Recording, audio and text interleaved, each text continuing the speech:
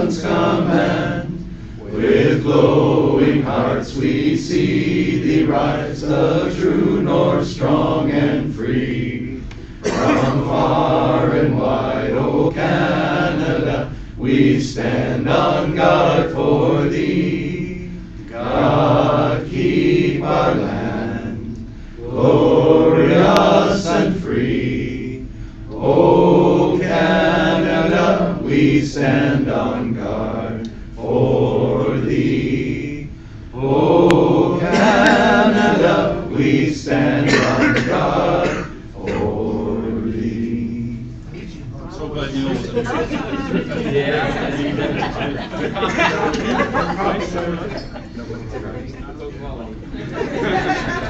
Please join me in a toast to the Queen. Queen. And Canada. And to the Kitchener-Westmount Rotary Club. Please bow your heads.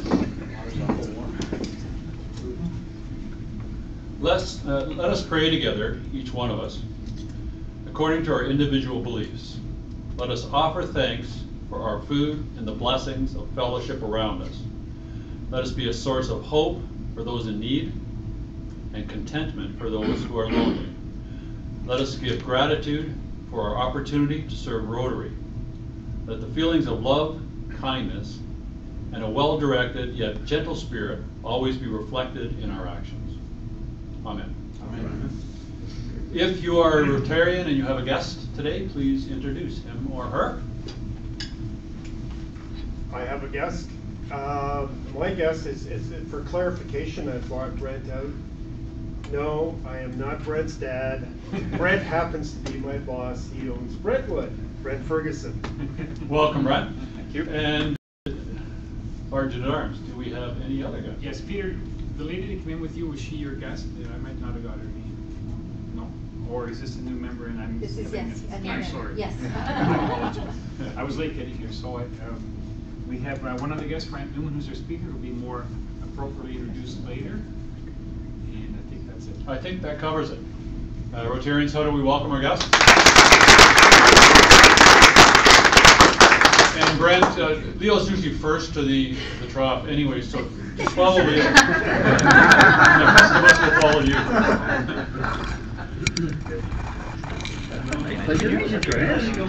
I'll actually be doing your intro today. Oh, well, thank you. That's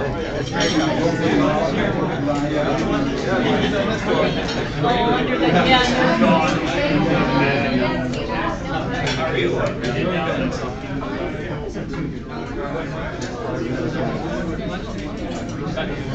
That's right, not bad, eh? The other surprise me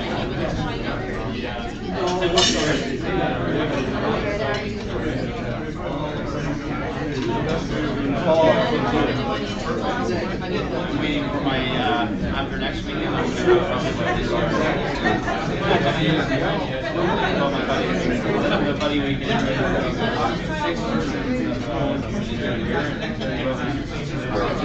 I have posted shorts for the last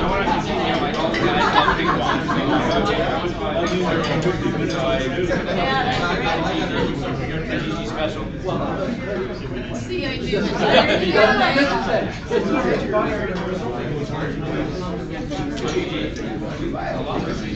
I shouldn't say a lot, but we, you know, we're looking on, we've got the deputies down there.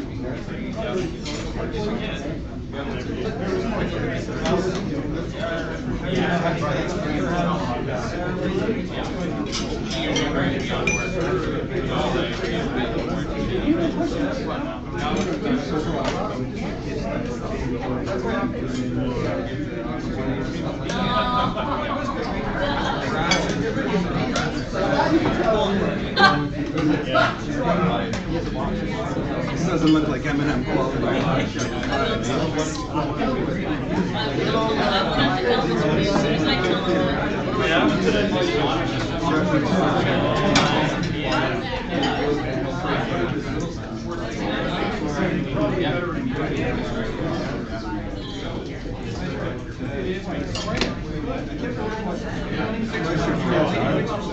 Yes.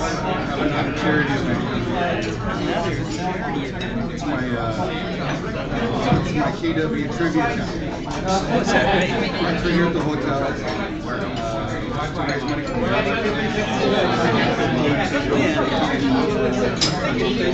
Instead of having a big gala dinner, we have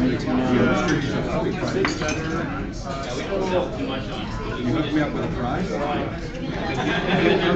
like that.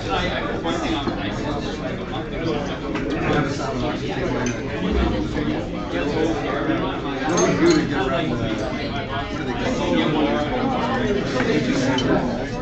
We sell pets. I'll give you a pet. It's like a big pet. I sent you a 20 bucks. But 20 bucks, you loan it out. Yeah, I don't know exactly.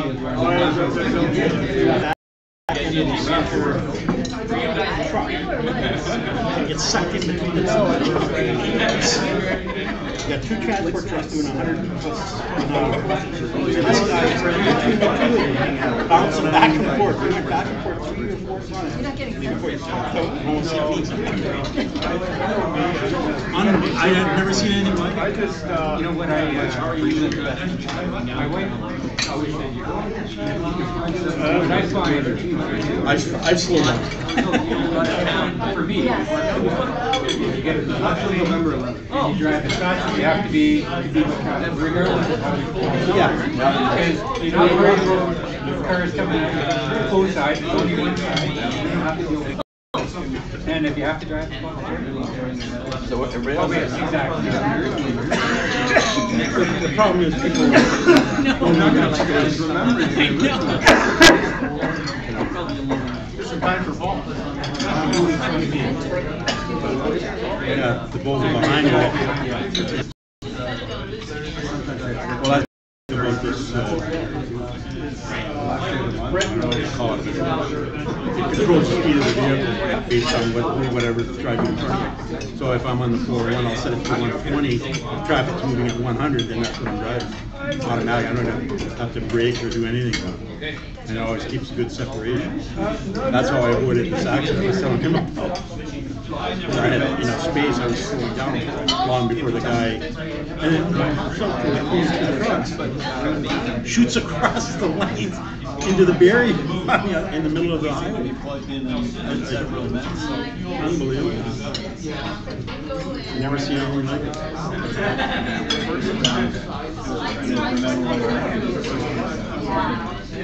Yeah. That's a good idea. My mother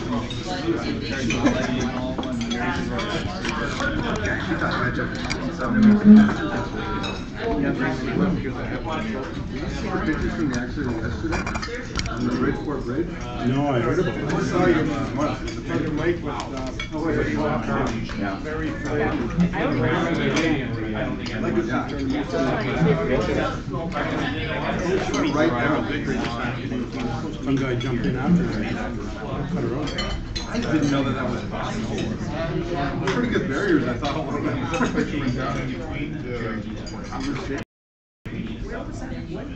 Bridgeport Bridge? The roundabout in Lancaster. Yep, little tiny low impact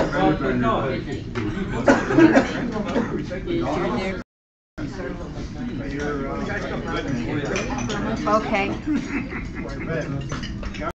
But once we just took the woods. brand new building.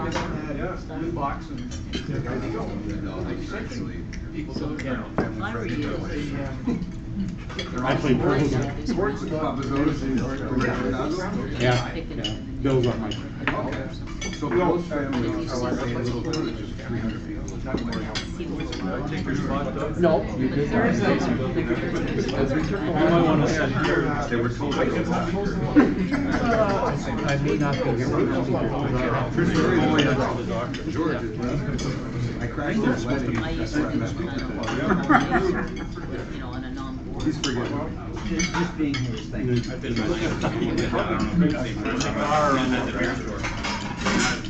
They're counting, it's like, Well, Doug, what do you think of what was under the silver plate a today? couple times I've just given them a hard, they said a couple of cases, I can't wait. It was really no surprise.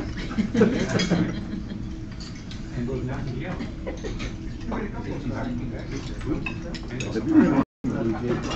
Boston.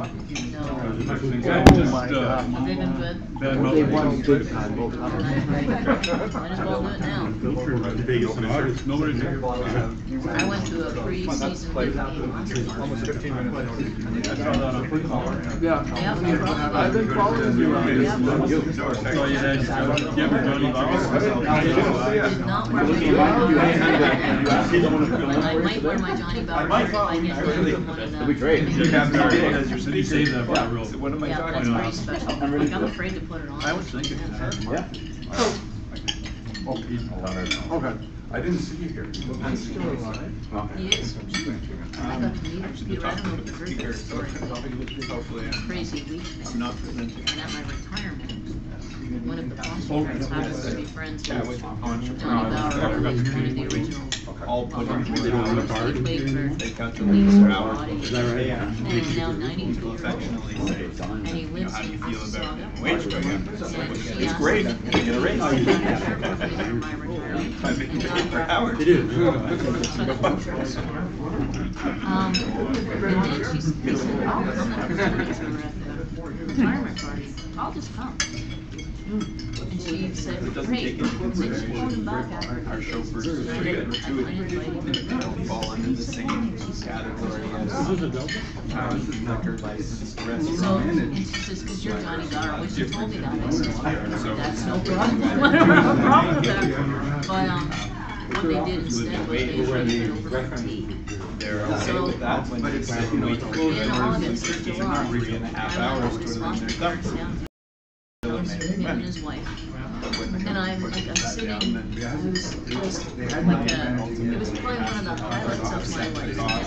And one of the reasons of why was because it was of all the games that he played. How are It Leo was and I watching going to his maintain our relationship. mansions? It was magic. It was just, they would, they've been married for like 6 Of course, years. well, living And in just the abundance. interaction between the two of them, how they looked out for each other. It was just, so now I'm afraid to wear the shirt because it means so much to me. So, yeah.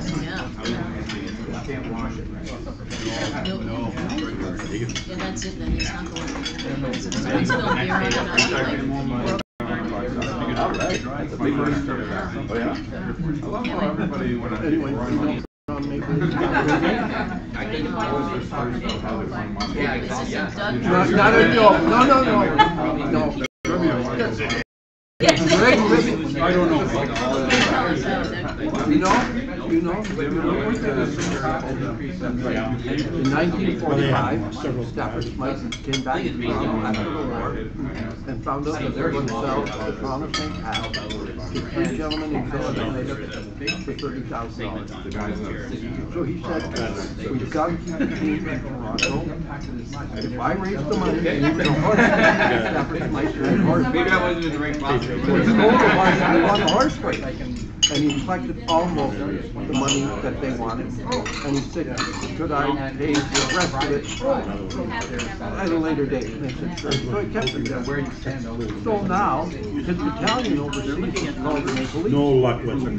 So that's how the retail industry is. did you know that, Doug? I played for a long time. That's a great story. Went a little bit. And then,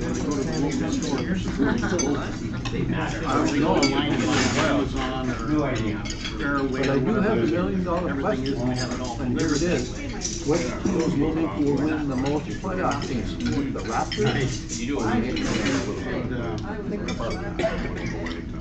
That sounds like a trick question. What playoff games are really good?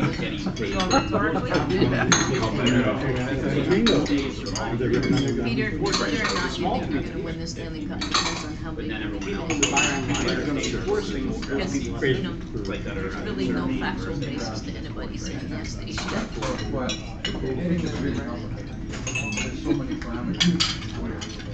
It's fun. I love it because it gives me time. The market's fluctuating. Have one already? Yeah. We're not getting around to your On the ground.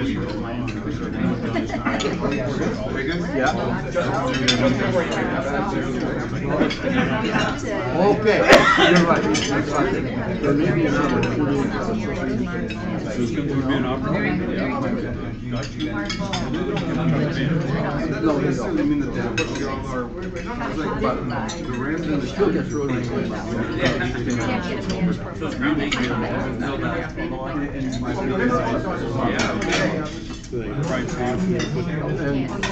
I was there, some guy talking about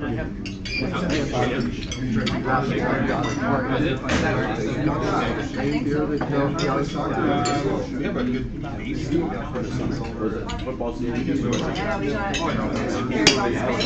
of our clients works for Westmount.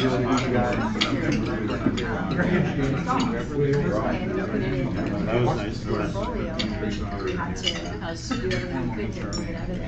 I was there.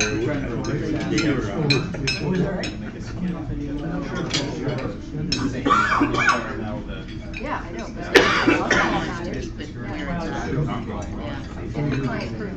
I know she likes to say probably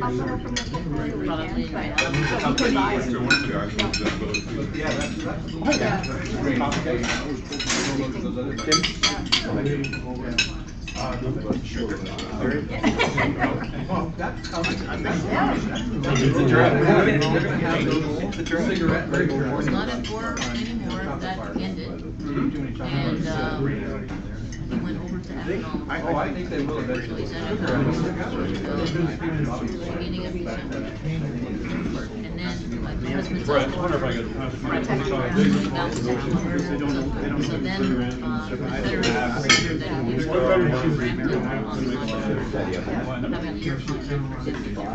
Yeah, I'm looking for it. he'll be employed for a year. You don't look like it. He's a project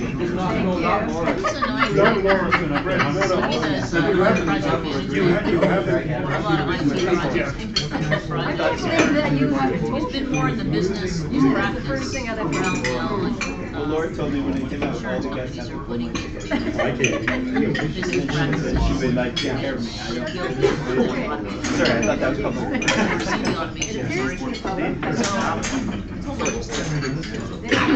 Because he's a contractor. They think it's just And his contracts don't. Oh, right. Good luck. You should take me an element. Yeah. So it makes it a little difficult Getting to good plan speakers. vacation. Everything else. The insurance industry seems to work fine, which is way different than. I know. This economic. It's surprising how it's come from. Are you gonna have passes? She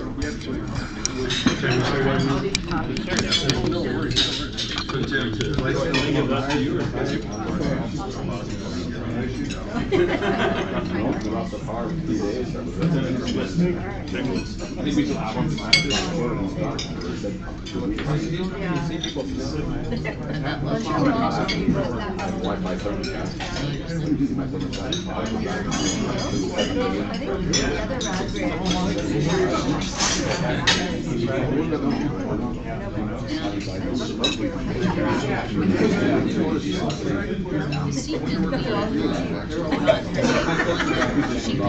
outside.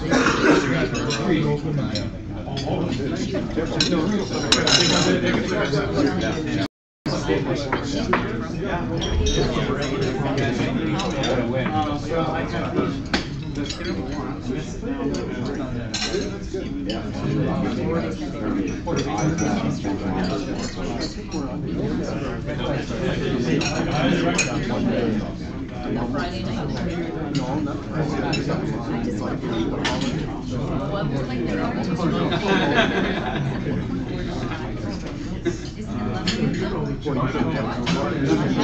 Good to go. I've been following you on Facebook. I know. I'm going to Scotland with my son. He went to England yesterday. He's got a conference. Then he's got 4 days. Then he's going and he's coming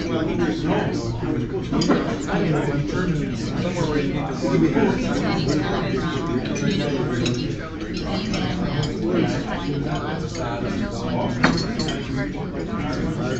Born in Glasgow. Because my son-in-law married to the was born in Edinburgh.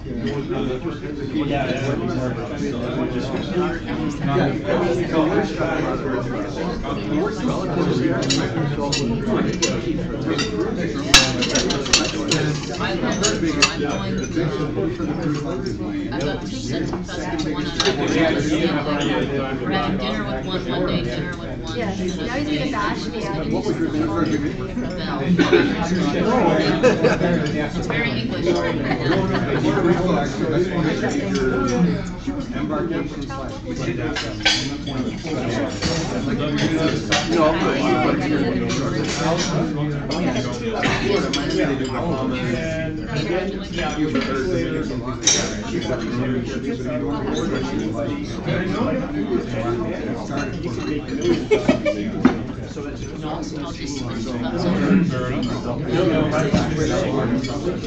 Industry we're in, we're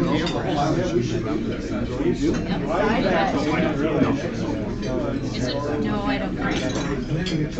What's your topic? Yeah, you guys please.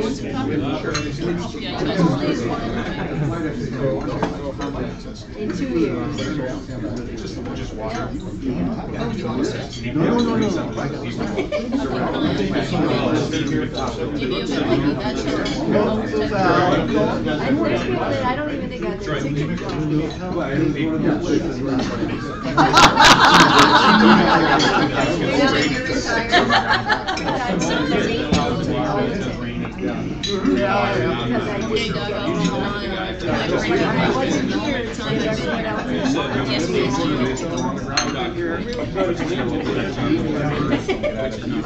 Never wanted either. Well, I've been called up a couple times. Yeah, but I think a couple times for me too.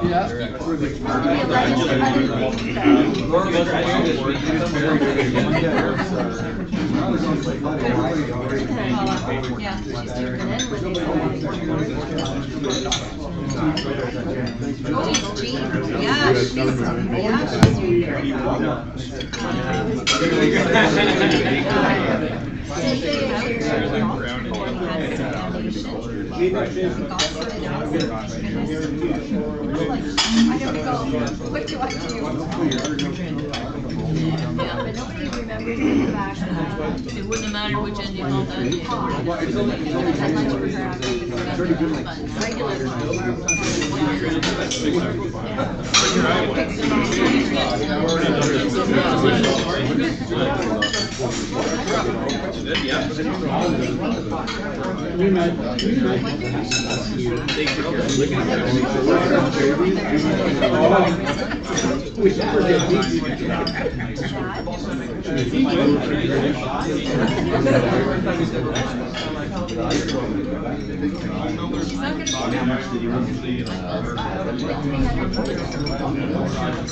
Yeah, but at least it's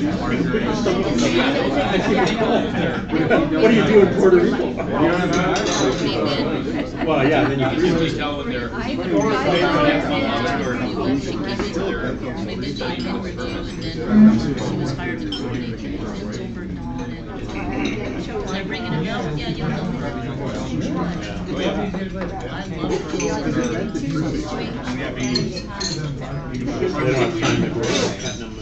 I don't think Gino comes back, but I don't think he will. That's my impression.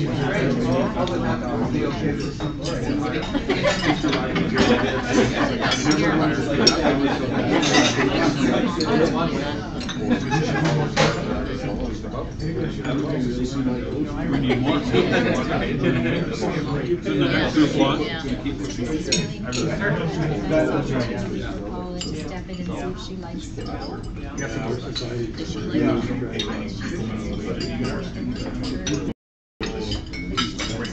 Skills anymore.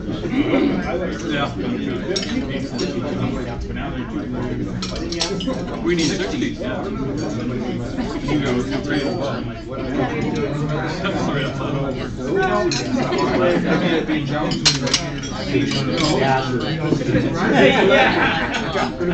the early morning set up. Well,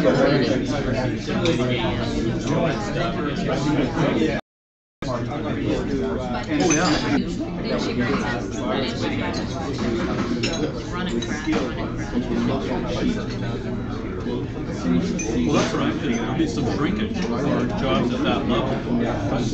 Your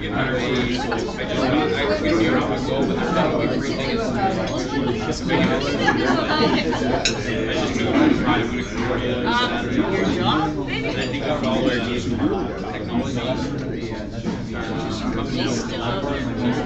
See, Rosemary will post on Facebook things about her garden.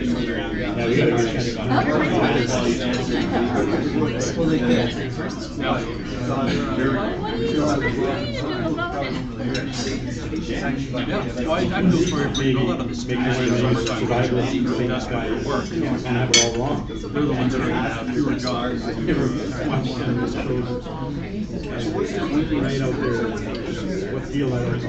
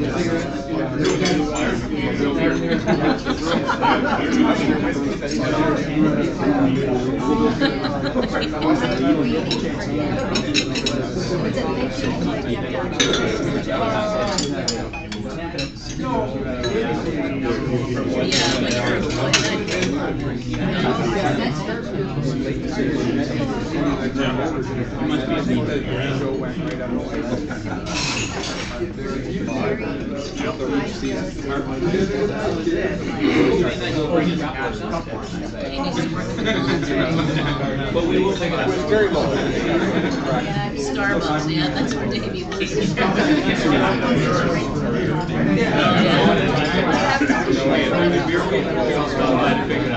Although, you know, I remember telling David we were done a high school education and then he got hired in a few days for full-time benefits and everything. Somebody made it easy. It's not easy now. It was then. It's so funny. I do have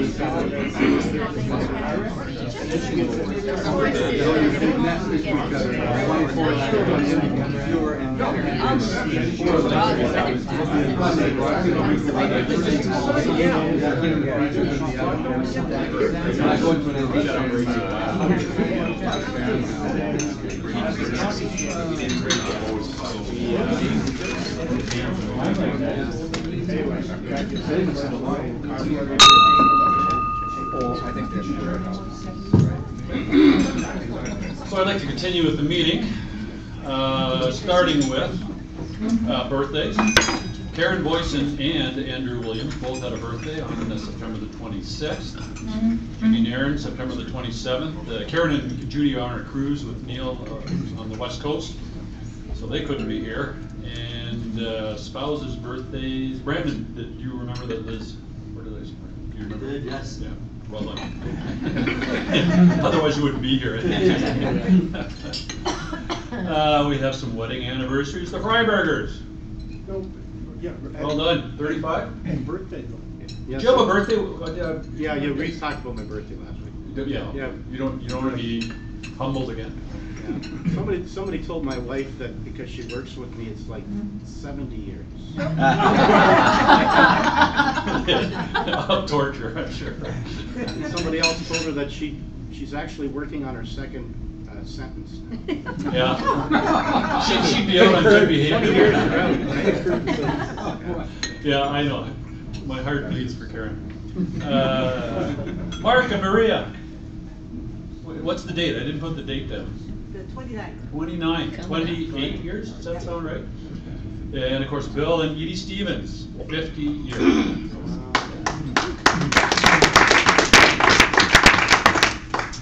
Club business. Brad Enns has put a flyer on your table. He's doing a bottle drive for Polio Plus. Again, Brad tells me he'd much prefer the cash to the empties. We will pick it up. But there's a railroad carrier. He'll come by and clean out your garage for you. But you'd much rather have the dollars. You take them to the retail and get your money back. So. Anyway, please give that some consideration and turn in your money to Brad. Karen or Brandon. Karen or Brandon is. Oh, Karen and Brandon too. Yeah. Well done. Great. Yep. Got a few options there. Crown and Anchor, Troy, how are we doing? Do we still have any slots? We have lots of spots left, actually 16. 16 we need to fill these by next Friday, so I need everyone to really step up and look at the calendar. I think we might be okay for the first Friday, but then we're short moving forward, so we can hopefully get some of that filled. I think Mark and myself might even get Phil on the phone to start calling people who haven't put any sort of I know some people are out of town. That's great. Thanks for letting us know. But if you haven't volunteered a shift and you just are ignoring it, you might get a phone call. So be prepared. That sounds serious. Sign up. The Oktoberfest lunch is fast approaching. Tickets can be picked up from Jerome. John was here earlier. He says if you have committed to tickets, he will try to deliver those in the next couple of days. The tickets are moving pretty well. There's still some available though, and so please sign up. We want to sell out if possible. Fewer seats this year at Concordia, so we really need a sellout to really to make our budget on that particular event. So talk to Jerome or John, and let's make that a great event. It's a great fundraiser for us, and it goes into our most of that money is used for international projects. So please do your best to sell tickets. I sent out an email earlier this week. Paul Pupolo and Louise have graciously offered to auction off some really unique wood tables they have. I sent pictures with the email. So if you're in the market for one of these slab tables that's been finished, they're kind of neat. Contact Paul. If we get enough interest from the club, we'll have to officially make it an auction, and we'll announce the highest bid on each table and give people an opportunity to up their bids, and then we'll cut it off at a certain date. So it all depends on interest from the club. But anyway, Paul and Louise have been very gracious. These tables, you see them at art shows and stuff, and they're pretty valuable tables, I think. And so we're very thankful that Paul and Louise are doing this for the club. So contact Paul. The contact information was in the email. If you want to see the tables, they're in his garage, and Louise wants the tables out of the garage. So that's why we're doing this. I got an interesting email this morning, a little bit concerning actually, from Louise Gardner. So I'll read it to you. Graham will not be making Rotary today. He was rushed by ambulance to emergency yesterday as he could not catch his breath. He has pneumonia. Not a good thing for a scleroderma patient. For those of you who don't know, Graham has I think it's a nervous system issue, and he has trouble with some muscular things, and so I guess the pneumonia on top of that is kind of a dangerous thing. So he was rushed to the hospital. He's currently in isolation in the ICU, and will be in the hospital for a while. He would appreciate, Louise is saying, he would appreciate any emails and best wishes. So take 2 minutes this afternoon and send him an email. Now, the email address I've got here is lg.gardiner, with an I, Gardiner, @rogers.com. I think Graham also has a business email address that we sometimes use. So anyway, that's the email address to use. And I'm sure Graham, one of our great Rotarians, would love to hear from you and just get some best wishes. She responded later in the morning to say he's much improved today, and he's only on 50% oxygen today. So I think he's on the road to recovery. But it's a scary thing to have the ambulance come and haul your husband off to the hospital. So he'd like to hear from us, I'm sure. Let's see. Just going down my list here.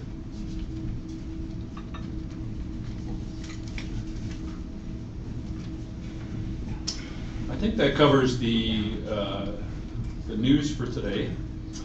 But one other thing we have to do today is it's a first for me as president. It's an induction. As you know, Karen Spencer has joined our club. And we've got some special guests here today. Peter Ringrose, who's an honorary member of our club, was extremely active in the club a few years ago and now is an honorary member. Peter was the executive director of Family and Children's Services a while ago, and then Allison took over, and now Karen's in charge. So we've got the trio here of executive directors. So I think it's kind of nice that Peter offered to come today, and he's actually going to perform the induction ceremony. So if the three of you would join me here. And if the rest of you would stand, please, for the induction.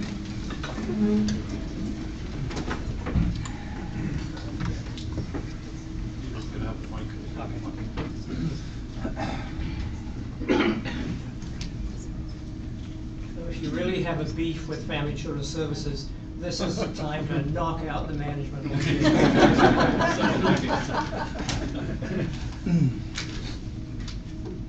Eldon Tanner once said, "Service is the rent we pay for living on this earth."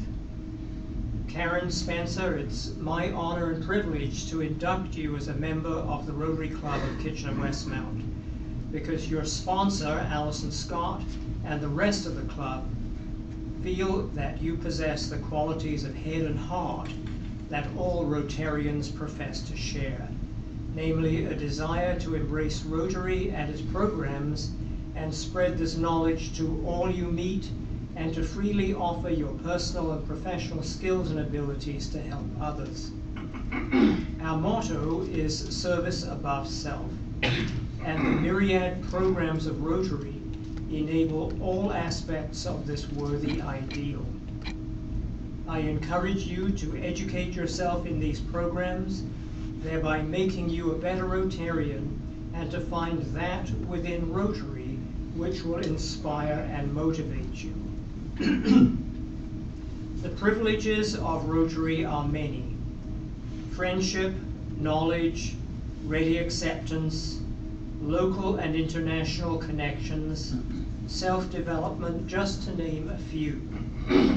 But you, as a sophisticated professional, know that all privileges have corresponding responsibilities.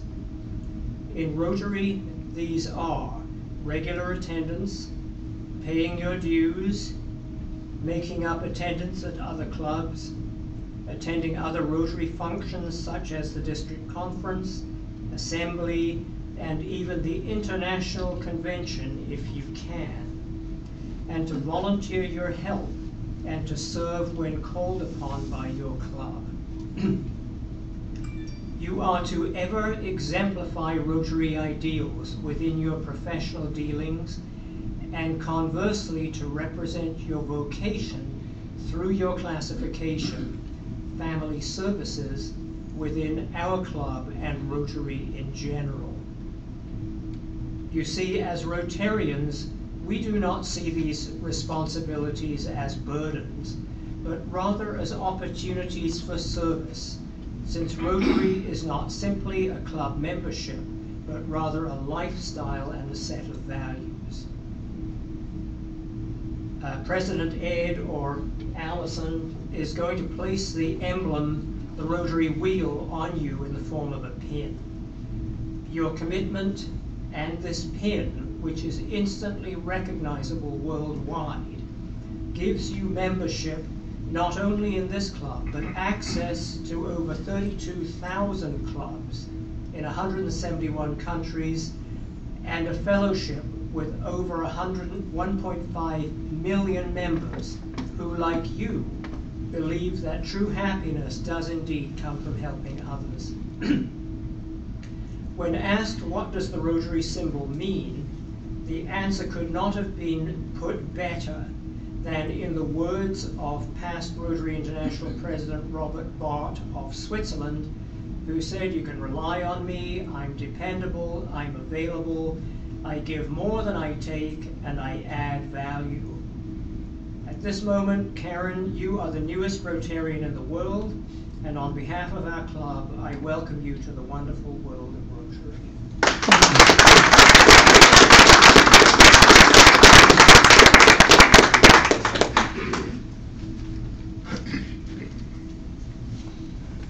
you so much, Peter. That was a really nice touch to have the three of you up here, and one of the nicest invocations I've seen. Our speaker next week is going to be Dr. Michael Stevenson. He's speaking about the Sanctuary Refugee Health Center. I have to admit, I don't know what that is, so I guess I'll learn next week. Do any members have any other business for the club? Anything they need to discuss? If not, we'll move on to the 50-50 draw. I've been told we've got $82.50, I think. Yeah, this will be your week to win. The first one to draw is a 251, 251. 251. 251. You got that with Laura? Leo. Oh, I gotta get off. Are you getting the 5 Oh, is that what it is? I just verified the signature. It's not even great. You would have done a much better job. I know you did. 241. 241. There you go. It's well, all that hard work he's doing on the Good job, October Brett. Fest one. She's just sharing the love when the pot's small, that's all. Make you guys feel better. Yeah, that's 241. My drones. Nice and white. 267. There you go, Karen. 267. Karen. That's karma, eh? I'll take that. And you reach in there and feel around for the bottom one. Oh, darn. That would have been perfect. That's enough for that. Rotary trivia. Name a Canadian Prime Minister who is a polio survivor. We've got two of them. A Canadian Prime Minister who is a polio survivor. Laurier. Diefenbaker. Nope. Lester Pierce. Nope. Nope. Gretchen? Yes. Who said Gretchen? Gary, well done. Attaboy. You win the prize, Gary. Oh, really? I didn't know there was a prize. I thought this was You would have tried harder, eh? The other one was Paul Martin, who was the Prime Minister very long. You're welcome. And then I got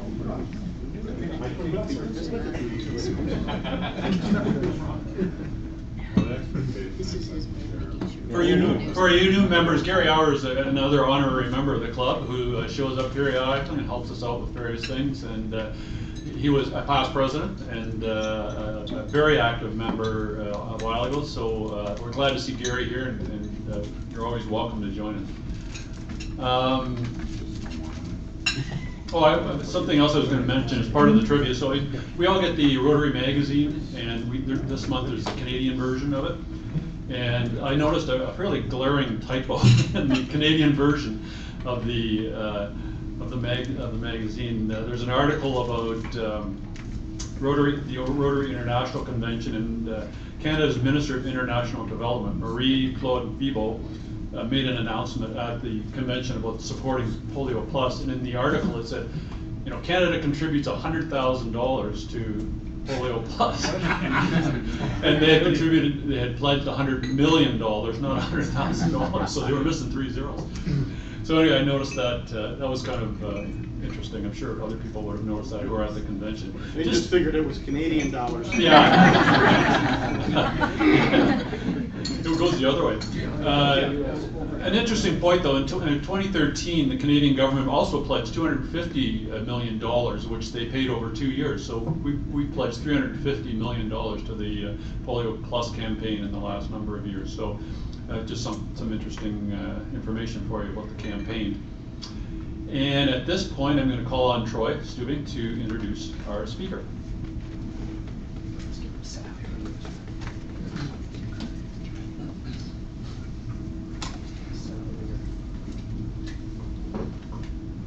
Frank, right here, Frank Newman, is the owner and founder of Newman Human Resources.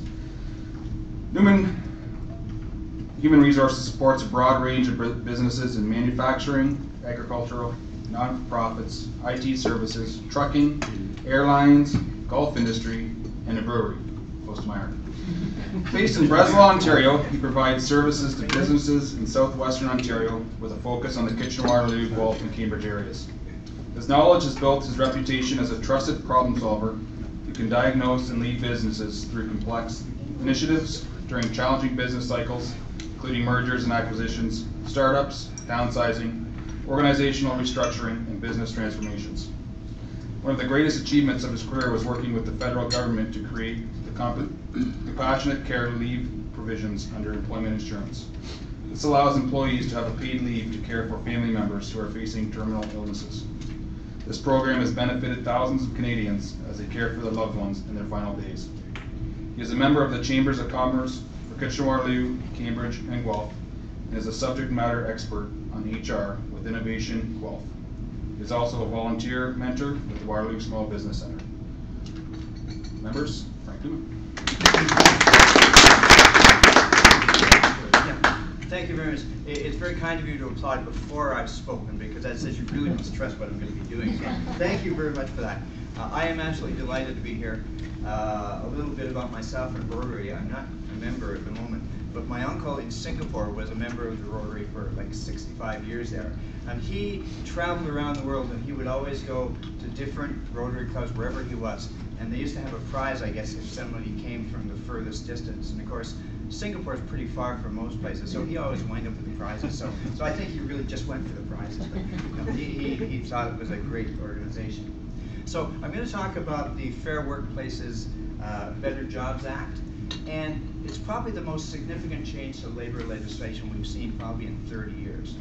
So, question for you. So how many people here own or work in a business that hires people that may be making minimum wage? Show of hands. Oh, a few people, okay. So how many here are consumers and go to places like Tim Hortons, Zehrs, food stores? Show of hands, okay, very good. Okay, now how many of you have sons, daughters, grandchildren, nieces or nephews who may be currently getting minimum wage? Okay, so all of you are going to be impacted by this labor legislation. So we'll talk about that. So I don't know how many times you have somebody from HR talking to you, but I thought I would explain how to tell someone's from HR. So HR people typically talk differently than other people. So we use words like situational, institutional, transformational. We use these big words. And so there's an HR manager who needs a lot of money, so he decides to rob a bank. But he knows as soon as he walks into the bank, they're going to know he's from HR. So what does he do? He takes English elocution lessons, so he can talk with a very proper British English accent. So he studies for 6 months to get this absolutely right. The day of the robbery, he decides, well, I need to get a sawed-off shotgun, because if you're going to rob a bank, you need a sawed-off shotgun. So he goes to Canadian Tire, he buys a shotgun, he saws it in half. He goes into the bank with a shotgun. My good man, give me all the money in the till. Of course, yes, here we go. He gives them all the money. And as he's leaving, the teller says to him, you're from HR, aren't you? He says, how did you know? You sawed off the wrong end of the shotgun. So sometimes HR people don't get it quite right. Okay, so a little bit about my business. So basically, I provide HR services to small companies who don't have their own HR department. So a lot of companies are smaller, they don't need full-time HR. That's how we help them. We have a wide variety of clients in the Kitchener-Waterloo area, everything from manufacturing to agriculture, breweries. I have a cidery as well there. So we have lots of diverse customers, and I get a real charge on it working with different types of business to learn their issues. And many of them are facing issues around this legislation. So what I want to do today was talk to you about the legislation, share with you some of the details that may not be obviously known, and tell you a little bit about some things that you can be doing as a business owner, or as a parent, or as a supporter of people who are getting minimum wage to help through that. So we're going to talk about some of the key changes. Now, bearing in mind this act has not been finalized yet, it's still draft legislation, but I'm encouraging clients to be prepared in the event it actually does get passed as is. We'll talk about the impact for business and individuals, and I'll share some suggestions in terms of things you can be doing to maximize the benefit from this, but also to minimize the negative impacts. So why is the government changing labor legislation? Basically what we're seeing in Ontario is that the world of work is changing. We're seeing more people at minimum wage jobs. We're seeing more higher paid jobs leaving the country. We also have a lot of new immigrants to Canada who are struggling, and many of them are in these low minimum wage jobs. And I hire lots of people for different factories and that. They come from Ethiopia, Somalia, Iran. They can't get jobs as engineers or professionals. They wind up getting minimum wage jobs. So correcting the minimum wage legislation is a way to kind of restore some of that balance. It also provides greater protection for businesses, or particularly for young people, but also too, in some cases, businesses have not been fair to people in terms of how they treat them, shift schedules and changes. So there's some correction to the way we do business. And the final thing is there is a concept that's becoming more common called providing a living wage. Now what's interesting is the living wage varies depending on where you live in Canada. In Waterloo, the actual living wage is not $14, it's not $15, it's $15.35.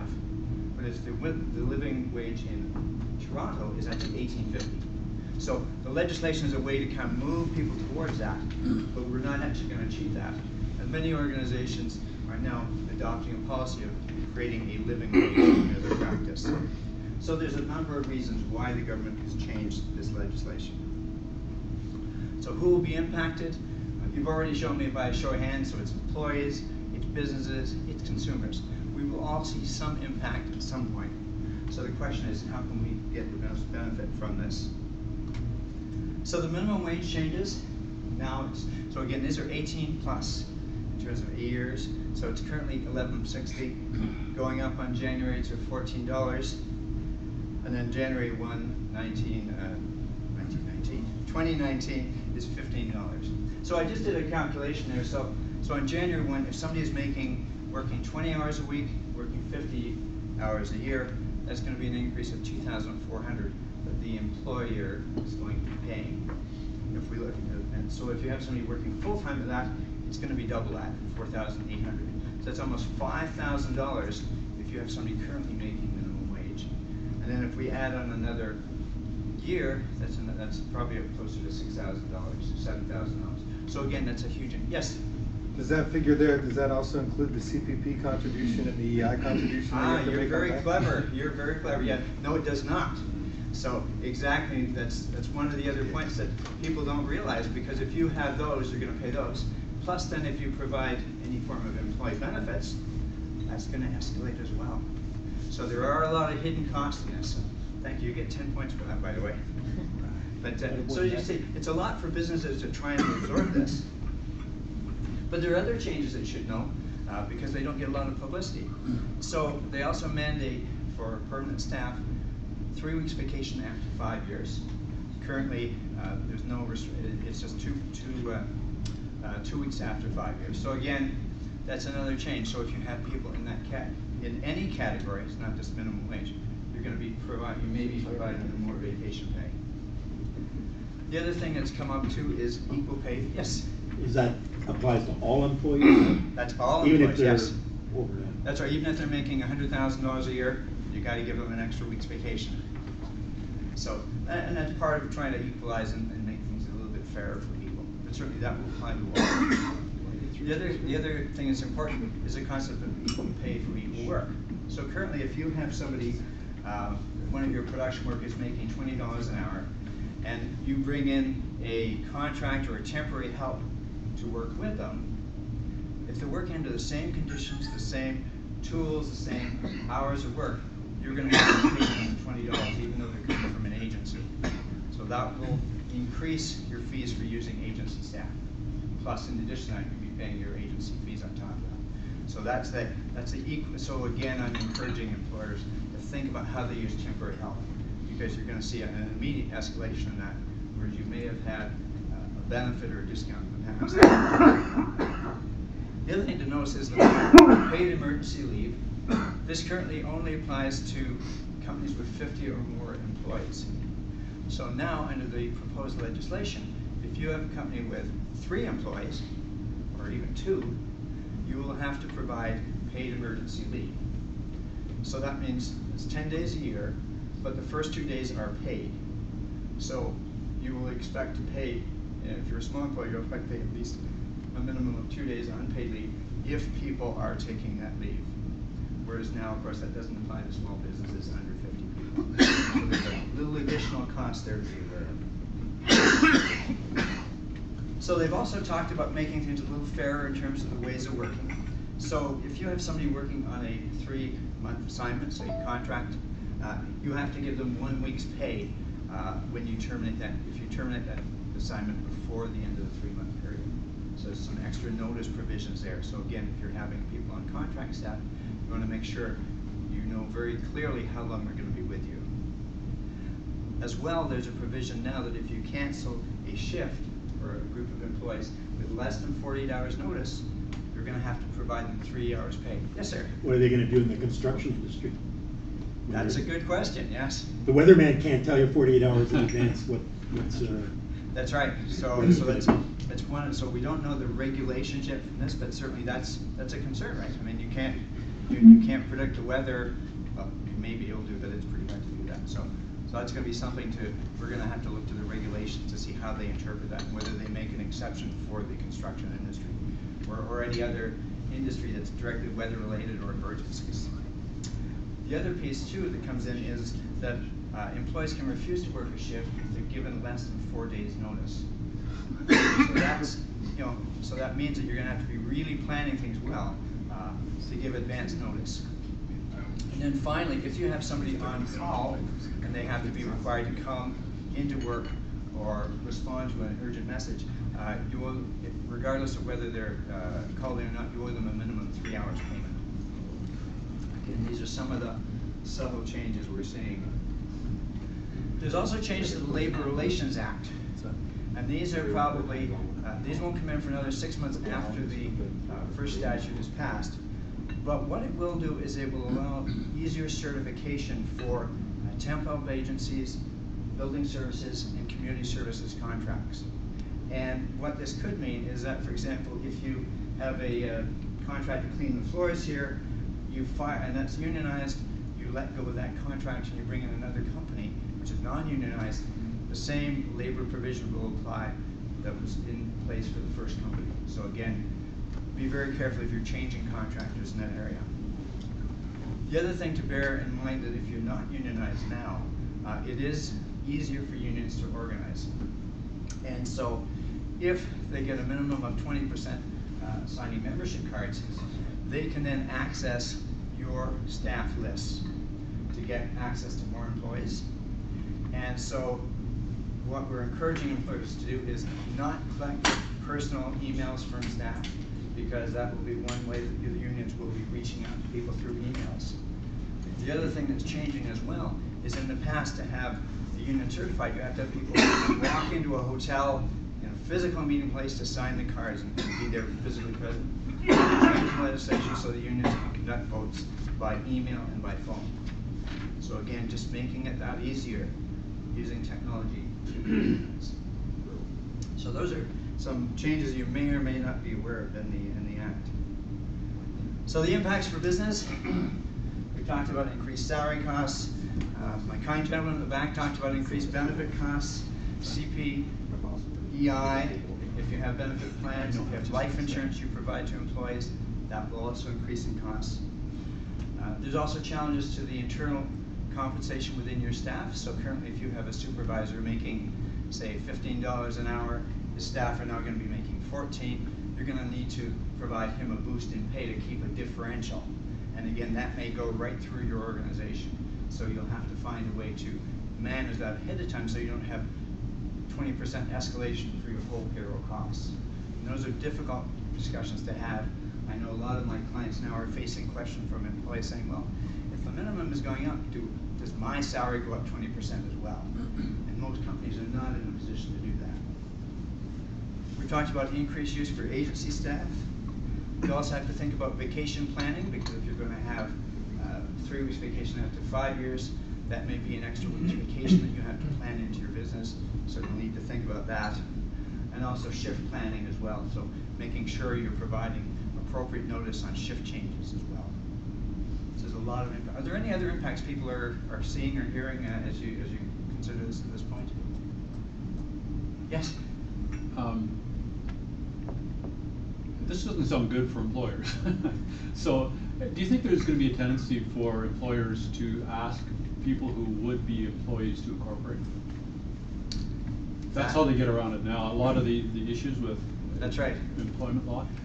There may be some subtle changes coming to the definition of a contractor. So in others, you can't, and that's a great. Incorporate, you avoid that. That's right. And then, but the likelihood of minimum, well, I guess you're right. Not so much at the minimum level. That's right. But the more at the higher level. But the government will still apply the appropriate test to see are they legitimately incorporated employees or are they contractors. So I think you're right. People will think about, is there a way to get around this by changing the definition? But I think the government will be pretty vigilant on that. And the other thing, the government's hiring 150 new inspectors as well. So just in case. So there are some jobs to be increased from here. But no, that's right. People will be looking for ways to be creative with this. It's all changed when she gets voted out anyway. We will see. That's right. Yes. So I guess in terms of what can you do now as a business? So there's 4 things: cost, manage your people, your processes, and probably most importantly, manage your environment. So managing your cost is fairly straightforward. So obviously, you're going to want to be reviewing your labor costs.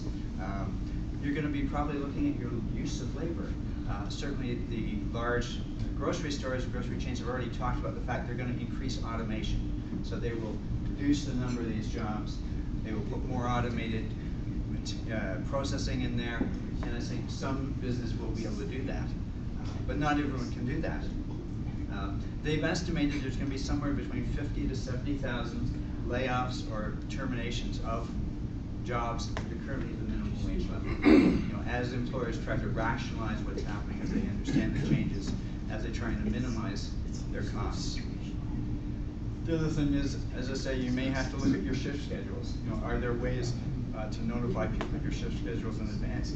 Will you be able to predict shift schedules more accurately? Because you don't want to incur penalties for changing shifts. And then, just as if you've lost, a major client, you're going to want to manage your other costs. So you'll be looking at your operating costs, whether it's phones, building, rentals, suppliers. You may be negotiating contracts with suppliers because, again, you're going to be paying more for things. Are there some benefits you can get back? So it really does require a very detailed look at your financial costs as you go through this. The other tricky piece, as I mentioned before, is really the compression with existing staff. So as you put up your minimum wage, it's going to have an impact probably on some of your lower level people. What I'm suggesting clients do is to be very strategic on that. So there may be a few people that you need to leverage, but I think most employers are not doing a wholesale shift because that's too expensive. But it does mean that you probably need to understand who is the talent in your organization and how you manage those to make sure you keep them on board as you go through this. The other thing I'm encouraging my clients to do as well is to make sure you're talking to employees about these issues if you haven't already. Because as I say, employees have an expectation that they're going to be getting these big increases. The longer it goes on, the more difficult it is for you to shift that perception. So having some dialogue with staff around, this is the operating cost we're having, how do we work together to make sure we can manage the business better? Because the last thing your staff want is to increase salaries and have their colleagues leave the building. One of the key things I stress is making sure through this process and even just in your day-to-day business dealings, make sure you're managing your talent. So there's never a time to tolerate poor performers, but this is certainly not a time, when you're paying increased costs. You want to make sure you're getting the maximum value out of your staff. So if you're going to be paying somebody $14 or $15 an hour, you should be getting $14 or $15 worth of value out of them. So make sure you, first of all, understand who your key performers are. And then for those that are not performing as well, you may want to have processes in place to move them out of the organization. But this is an opportunity to make sure you're maximizing your contribution from your staff. And along with that, you may want to check, do you have clear performance expectations for your staff? Whether you have goal setting, whether you have just clear expectations. But in other words, you want to maximize the ability of your staff to deliver your results. Are you doing regular talent reviews? Do your supervisors know who your best people are? Do they know who your worst people are? And are you coaching your staff? And typically with coaching nowadays, people are coaching on the positive side. So if you have somebody who's really good at, say, public speaking, you want to encourage them to do that. And probably pay less attention to the areas where they're not as strong, because they found that with positive coaching on the strength side, you actually increase your overall performance and reduce the performance deficits. So think about how you're doing your coaching, making sure you're getting the value out of that. And then finally, if you are going to be letting people go, do you have a fair and decent termination? Are you treating people with respect as you're letting them leave? Because as I always tell people, if somebody leaves your company and they're terminated, they are still an ambassador for your company. So you want to make sure that they say the right things about you, even if it is tough times. And so, again, thinking about your termination policies, making sure they're fair, consistent. You don't want people writing bad reviews about how they were treated. Okay, so managing your processes. So again, having a look at, it's time to get out the HR manual or the policy handbook. Look at your people policies, look at your vacation. What's your call-in pay practice? How do you handle shift cancellations? Also think about reviewing your use of temporary agencies. In many cases, you need those because you need staff in a hurry. The question is, do you need that many in a hurry? Are there other ways you can leverage that work? Are there other ways you can save costs on that? Because if you have to pay the same for an agency now, plus a premium, do you want to still continue using that agency? So there may actually be some bargains out there. So if you guys are thinking of changing temporary agency suppliers, this might be a good time to be in negotiation with them.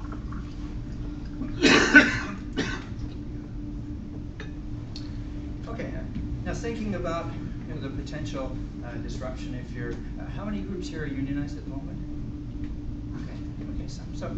And unions have a great place in many organizations, and I'm not disparaging them, but certainly it complicates how work can be done sometimes.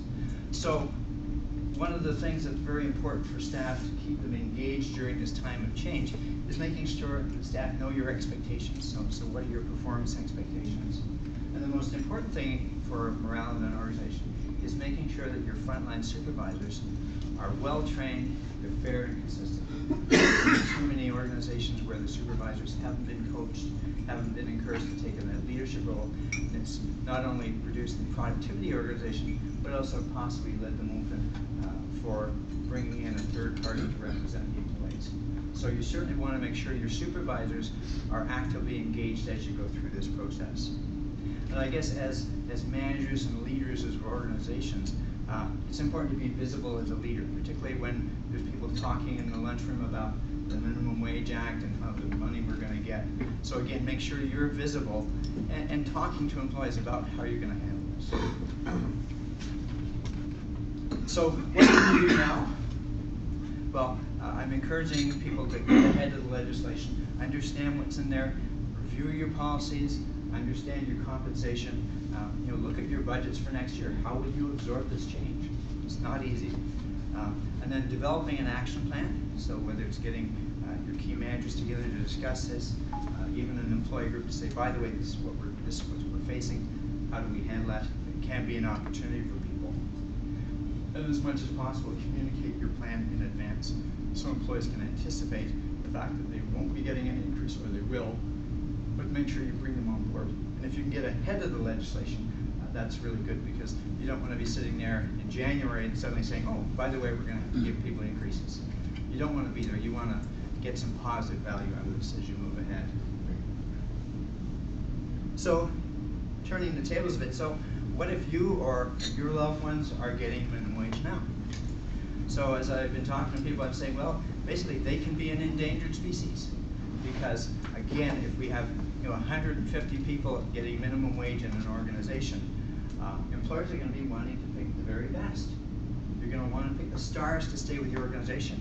So that means that if you are not performing, you may be looking for another job. So I'm encouraging anyone in that position, or it doesn't matter, anyone in an organization. So you want to make sure this is your time to shine, as I say. So impress the heck out of your boss. Go in for the extra shift, volunteer, whatever it takes to distinguish yourself from the other people in that category. And that's good advice in any career, but I say particularly now, when some of those jobs will be disappearing, make sure that your family member or your colleague is going to be one of the ones that keeps the job. So the conclusion, there's obviously a lot of impacts for employers.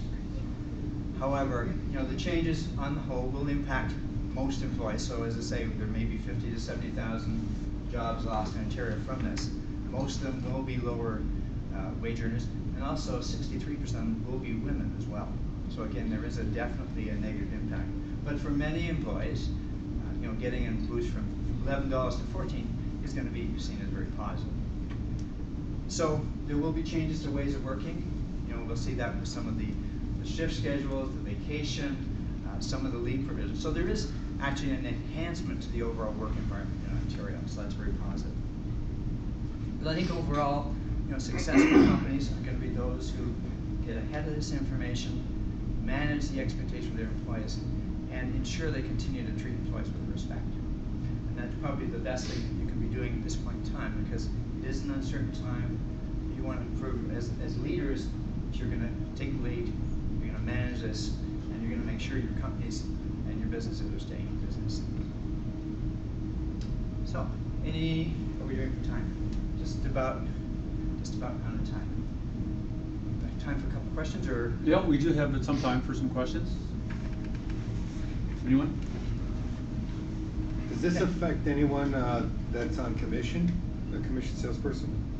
Other than, say, CPP? The compensation won't be affected, but it probably will. It may affect the vacation will affect them, some of the leave provisions. But no, the compensation, right, if you're a commission salesperson, there won't be an impact. You mentioned unions. If there's a union contract in place when this law becomes law, yes, are they grandfathered until the next negotiation, or what do they do if something specifically contravenes the law? At this point, they're not. The existing contract would stay in effect. So in other words, if you have fairly negotiated $10 an hour, that will stay in effect. But obviously, at the time then the contract is up for renewal, you would have to renegotiate that.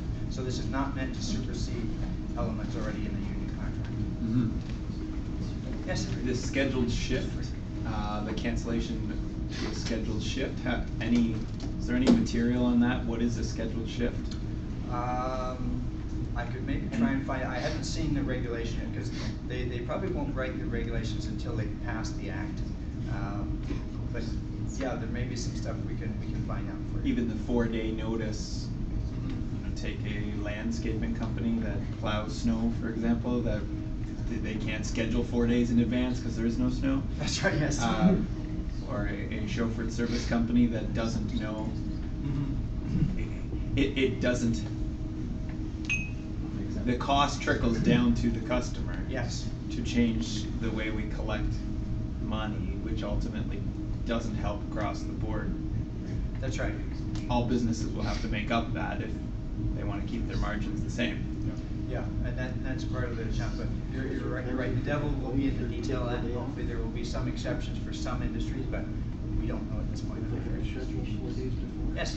It almost seems like there's a contradiction in terms here, where you were mentioning earlier how it's like you have to give these people, employees have to be given notice about shift change. They have to be paid for shift cancellation. A lot of things that benefit the employee, no question. At the same time, though, you also said, be the very best employee that you can be, because if you don't, you're probably going to lose your job. So how this will actually play out is what I'm curious, because like you said, there's going to be attrition. Yes, that's right. So these laws will be in place. Like, if I say, listen, I got to let people go, and then somebody says, he only let me go because I wouldn't take a shift after 4 days or within 4 days. Yeah. I don't know. It's going to be tough, right? Because you'll have some employees. Most employees will benefit from this. However, there will be some that will be impacted. Part of your, it will be the judgment of the leaders on how to do this. Now, they haven't changed, though, maybe on the positive side or the negative side. They haven't changed the severance requirements, or they haven't changed the termination notice requirements. So that's an interesting change.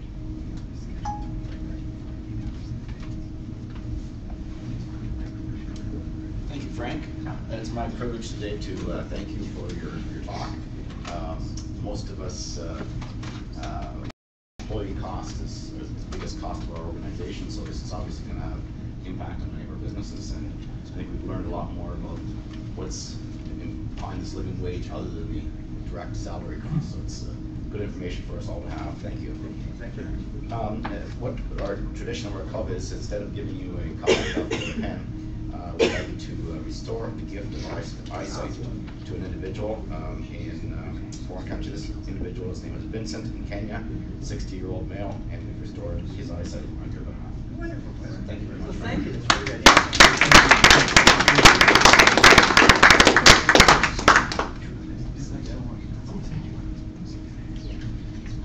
Oh, thank you. Thank you. Another great speaker, thanks, Frank. 5 tickets left. 5 tickets left, according to Jerome, so get them while they're hot. If there is nothing else for the good of Rotary, meeting adjourned.